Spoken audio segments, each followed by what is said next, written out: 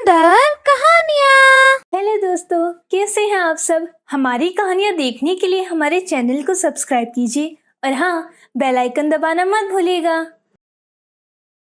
एक शायर ने क्या खूब लाइनें लिखी हैं कि कौन कहता है आसमां में सुराग नहीं हो सकता, एक पत्थर तो तबीयत से उछालो यारो।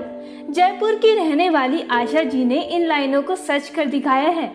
आशा जी की कहानी बहुत ही प्रेरणादायक है। दरअसल आशा जी जयपुर की सड़कों पर झाड़ू लगाने का काम करती थी, लेकिन अब उन्होंने अपनी मेहनत के दम पर राजस्थान प्रशासनिक सेवा RAS की परीक्षा पास कर मिसाल पेश की है। तो चलिए कहानी शुरू करते हैं। राजेंद्र जी जयपुर नगर निगम में चपरासी थे। उनकी पत्नी उमा हाउसवाइफ थी। उनकी बड़ी बेटी आशा इंटरमीडिएट में पढ़ाई कर रही थी। आशा पढ़ने में बहुत ही तेज थी और उनका छोटा भाई धर्मेंद्र 9th में पढ़ाई कर रहा था।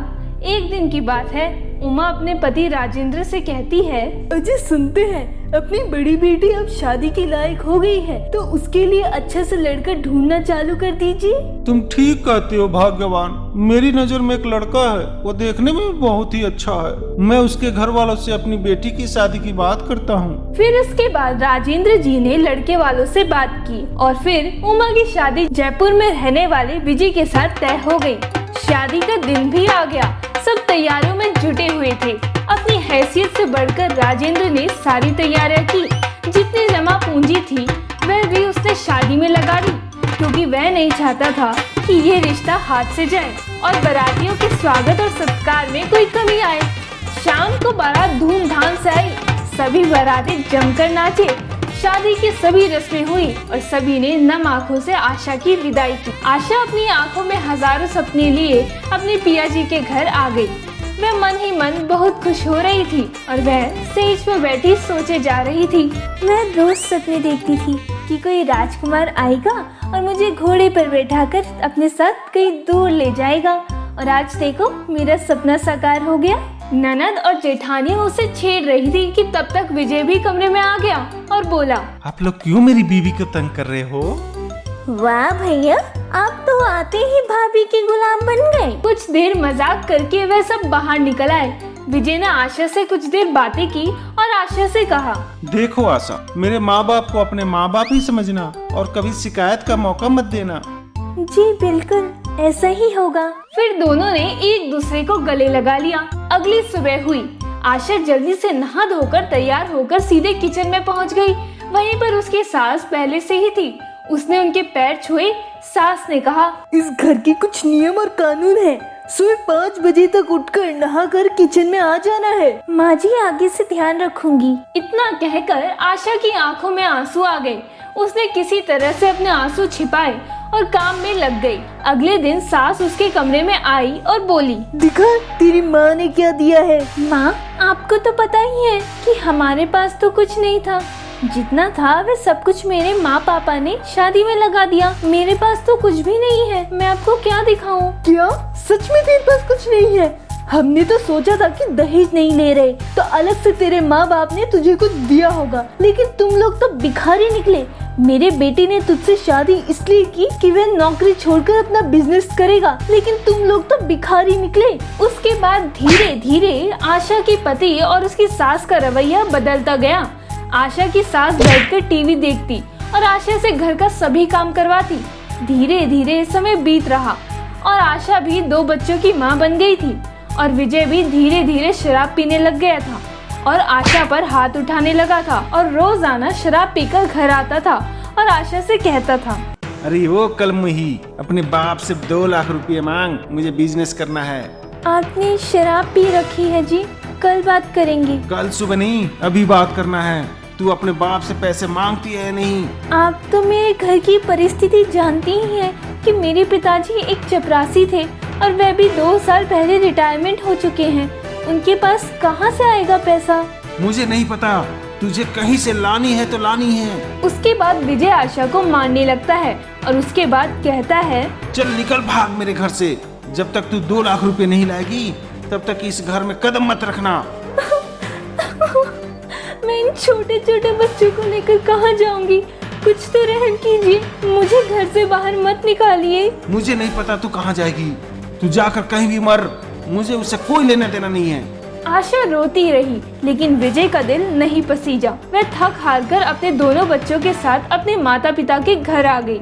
उसकी हालत देखकर उसके माता पिता को समझते देर नहीं लगी। बेटा क्या बात है, सब ठीक तो है ना? इतना पूछते ही आशा फूट फूट के रोने लगी और उन्हें सारी बात बता दी। रो मत बेटी, भगवान सब ठीक कर देगा। भगवान के ऊपर विश्वास रखो। देखो बेटी, हमारी इतनी औकात नहीं है कि हम उन्हें 5 लाख दे सके। तुम्हें तो पता ही है कि तुम्हारे पिताजी की तबीयत खराब रहती है और तुम्हारा भाई भी अभी नौकरी की तलाश कर रहा है। तुमसे तो कुछ छुपा है नहीं। धीरे धीरे समय बीत रहा। आशा हमेशा उदास अपने कमरे में पड़ी रहती, लेकिन विजय को कोई तरस नहीं आया और उसने तलाक के पेपर भिजवा दिए। आशा भी अब उस दरिंदे पति के साथ नहीं रहना चाहती थी।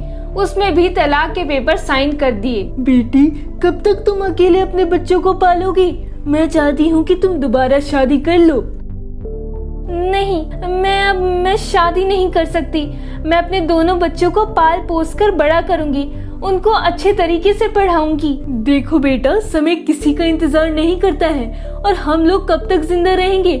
उसके बाद कहाँ से पैसा आएगा कि तुम अपनी जिंदगी का गुजारा करोगी? तुम ठीक कहती हो माँ, मैं कोई सी भी छोटी मोटी नौकरी कर लूंगी। और माँ, मैं अभी पढ़ना चाहती हूँ। ठीक है बेटा। उसके बाद आशा अपने दोनों बच्चों की अच्छी तरह से देखभाल करने लगी और उसने ग्रेजुएशन में एडमिशन भी करा लिया। वह दिन भर कॉलेज में पढ़ने जाती और फिर शाम को घर आकर घर का सारा काम करती। धीरे धीरे समय बीतता रहा। आशा ने ग्रेजुएशन कंप्लीट कर ली और उसके बाद उन्होंने जयपुर नगर निगम की सफाई के लिए नौकरी के अप्लाई किया और साथ ही साथ RAS का फॉर्म भी भर दिया। आशा नौकरी जयपुर नगर निगम में हो गई। उसमें उसको सड़कों पर झाड़ू लगाने का काम मिला। वह दिन भर जब सड़कों पर झाड़ू लगाती और फिर शाम को घर आकर काम करती और जब उसके दोनों बच्चे सो जाते तो रात में RAS की तैयारी करती और फिर आसानी से RAS का एग्जाम दे आई। उसके बाद धीरे धीरे 2 साल बीत गए। वह रोजाना सड़कों पर झाड़ू लगाती। एक दिन की बात है, वह सड़कों पर झाड़ू लगा रही थी, तभी वहां पर पुलिस की गाड़ी आई और उसमें से 2 पुलिस वाले नीचे उतरे, जिसे देखकर आशा डर गई और बोली, साहब जी, मुझसे कोई गलती हो गई है क्या? आप लोग इस तरह मेरे पास क्यों आए हैं? प्लीज साहब जी, मैंने कोई गलती नहीं की है, मुझे मत पकड़ लिए। मैं एक बहुत ही गरीब परिवार से बिलोंग करती हूँ, प्लीज साहब जी। इतना सुनते ही दोनों पुलिस वाले हंस पड़े और बोले, मैम, हम आपको पकड़ने नहीं आए हैं। आपको आज से सड़कों पर झाड़ू लगाना बंद करना पड़ेगा। आपको हमारे साथ चलना पड़ेगा। आपको DM साहब ने बुलाया है। क्या हो गया सर, कोई गलती हो गई है क्या? आप रोइए मत और मुबारक हो, आप इस जिले के नई SDM बन गई हैं। क्या? हाँ, आपने बिल्कुल सही सुना है, आप SDM बन गई हैं। उसके बाद आशा बहुत खुश होती है और फिर उसको पुलिस यूनिफॉर्म दी जाती है, जिससे वह पहनकर बहुत खुश होती है और अपने घर की तरफ चल देती है। घर के अंदर राजेंद्र जी, उमा और उनका बेटा धर्मेंद्र बैठे हुए थे और आशा के दोनों बच्चे भी बैठे हुए थे। तभी पुलिस की गाड़ी की आवाज सुनाई देती है, जिसे सुनकर राजेंद्र जी डर जाते हैं और कहते हैं, बेटा धर्मेंद्र, तूने कोई गलत काम तो नहीं कर दिया? अरे नहीं पापा, मैंने कोई गलत काम नहीं किया है। तो ये फिर पुलिस की गाड़ी अपने घर के सामने क्यों आई है? कहीं आशा बेटी के साथ कुछ गलत तो नहीं हो गया? चलो जल्दी घर के बाहर देखते हैं। उसके बाद सभी घर के बाहर आ जाते हैं।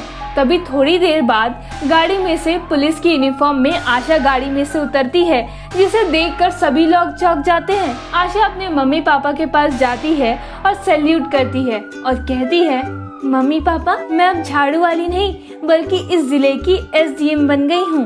इतना सुनते ही आशा के दोनों बच्चे बड़े खुश होते हैं और खुशी से नाचने लगते हैं और आशा की मम्मी पापा आशा को गले लगाकर कहते हैं, हमें तुम पर गर्व है बेटा। आज तुमने अपनी मेहनत के बल पर अपना नाम और हमारा नाम इस पूरे जिले में रोशन कर दिया। भगवान करे ऐसी बेटी सबके घर पैदा हो। बिल्कुल सही कहते हैं जी, अपने बच्चों को जरूर पढ़ाना लिखाना चाहिए ताकि आगे चलकर कुछ बन सके। दोस्तों, अगर आपको ये कहानी पसंद आई हो तो हमारे चैनल को सब्सक्राइब कर ले, बेल नोटिफिकेशन दबा ले और कमेंट करके जरूर बताएं कि आपको ये कहानी कैसी लगी। धन्यवाद।